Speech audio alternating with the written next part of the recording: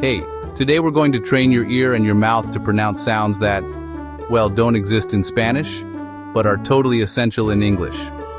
By the end of this class, you're going to be able to say them naturally and honestly, without any fear. The soft TH sound, that's DD. You'll find it in words like this, that, these, those. Your tongue just gently touches your upper teeth and you let the air flow out. Let's try an exercise together. Repeat slowly with me, this, that, these, those. Oh, and a quick tip, don't pronounce it like a hard D. Now, the strong TH sound, that's T.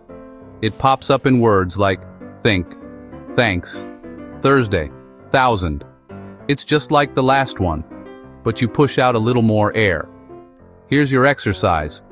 Think thanks, Thursday, thousand. And remember, don't swap it for a T or an S.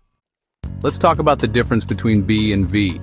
In English, the B is just like in Spanish, but the V actually vibrates with your teeth on your lower lip. Try this exercise with me. B, by, boat. Now V, very, vote. Here's a tip. Put your hand on your throat to feel the vibration of the V. Today we're going to dive into one of the most common pronunciation challenges for English learners. The difference between the short vowel sound, I, and the long vowel sound, I. These two sounds might seem very similar at first, but they can completely change the meaning of a word. If you mix them up, you might end up saying something you didn't mean. For example, confusing ship with sheep could lead to some funny misunderstandings. So, let's break it down together and make sure you feel confident using both sounds. Let's start with the short sound, I. This is the sound you hear in the word ship. Try saying it with me. Ship. Notice how your mouth is relaxed and the sound is quick, almost like a little blip. Ship means barco in Spanish, so if you want to talk about a boat, make sure you use the short I sound. It's important to keep this sound short and crisp, almost like you're just touching the sound and moving on. You can also hear this sound in other words like sit, hit, and bit. Practice saying those words out loud, focusing on making the vowel sound short and not stretching it out. Now, let's look at the long sound, dao brai. This is the sound in the word sheep. Say it with me, sheep. Feel how your mouth stretches a bit more, and the sound lasts longer. Sheep means ovea in Spanish, so if you're talking about the animal, you need to use the long I sound. This sound is almost twice as long as the short I, and your tongue is a little higher in your mouth. You can also find this sound in words like seat, beat, and leave.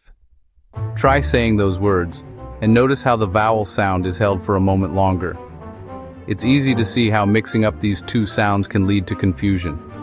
Imagine telling someone you saw a ship in the field instead of a sheep, or maybe you want to sit, but accidentally say seat.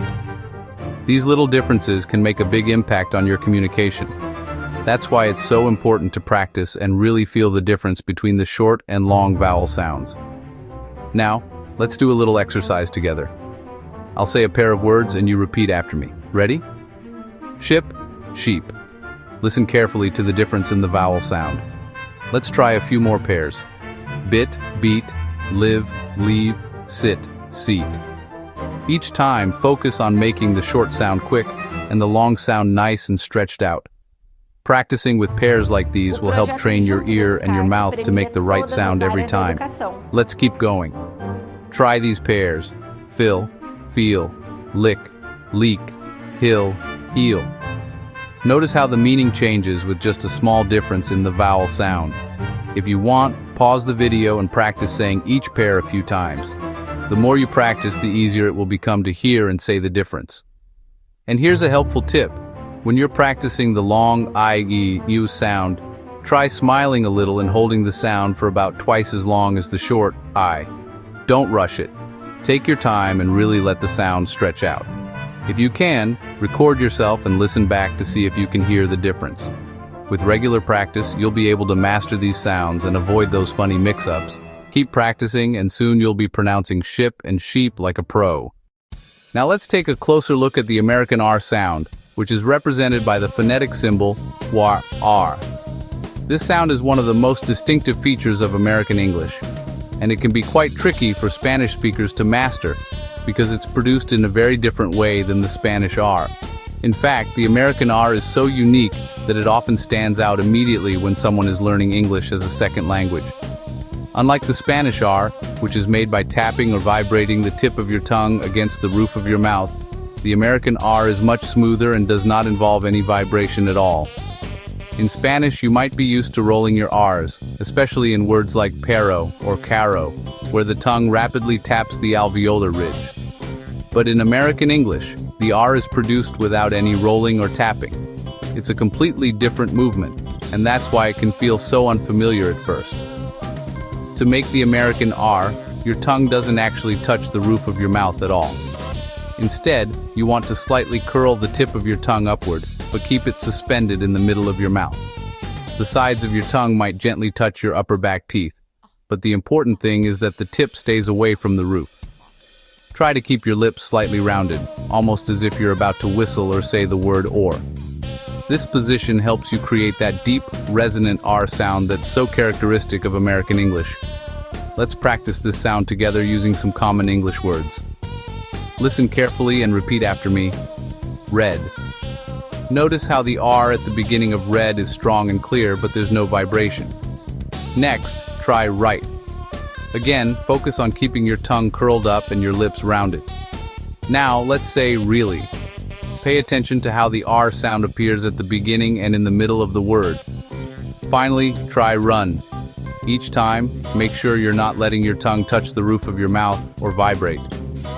Practicing these words out loud is a great way to train your mouth and tongue to get used to the new position. Don't worry if it feels strange at first. This is completely normal. With regular practice, your muscles will adapt, and the American R will start to feel more natural. Try saying these words in front of a mirror so you can watch the shape of your mouth and make sure you're not accidentally rolling your R's like in Spanish. And here's a helpful tip. Imagine you're trying to say rar, but without making it vibrate, like you would in Spanish. Instead, focus on keeping the sound smooth and steady, almost like you're holding a note in a song. If you need extra help, try recording yourself and comparing your pronunciation to native speakers. Remember, mastering the American R takes time and patience, but with consistent practice, you'll get there. Keep practicing, and soon the American R will become second nature. So let's talk about the clear L sound, or L. In English, the tip of your tongue touches the inside of your upper teeth. Let's try this exercise. Light, look, like, love.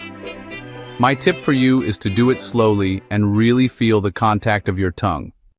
Now, let's practice a sentence with several of these sounds. This little sheep loves running on Thursdays. Step 1, pronounce it slowly, making sure you hit each sound. Step 2, repeat it a bit faster. And Step 3, try to say it at a normal native speed. Time for some imitation practice, or what we call shadowing. Listen to a native speaker's audio and repeat exactly their intonation and rhythm. Start with short phrases and then move on to longer ones. Congratulations on making it to the end of this lesson. Today, you took a big step forward in mastering some of the trickiest sounds in English pronunciation. We started by exploring the soft and hard TH sounds, which can be especially challenging for Spanish speakers. Remember, the soft TH is like in the word think, where your tongue gently touches your teeth, and the hard TH is like in this, with a bit more vibration. Practicing these sounds will help you sound more natural and confident when you speak. We also covered the difference between the letters B and V, which can be confusing because they look and sound similar, but require different mouth positions. The B is made by pressing your lips together and releasing a burst of air, while the V uses your top teeth and bottom lip with your voice turned on. We practiced short and long vowels, which are essential for clear communication. Don't forget the American R, which is pronounced with your tongue pulled back and lips slightly rounded. These details make a huge difference in how you are understood. And finally, we learned about the clear L sound, which is made by touching the tip of your tongue to the roof of your mouth just behind your teeth.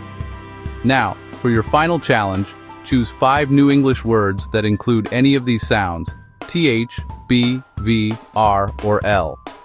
Write them down in your notebook and then record yourself saying each word 3 times.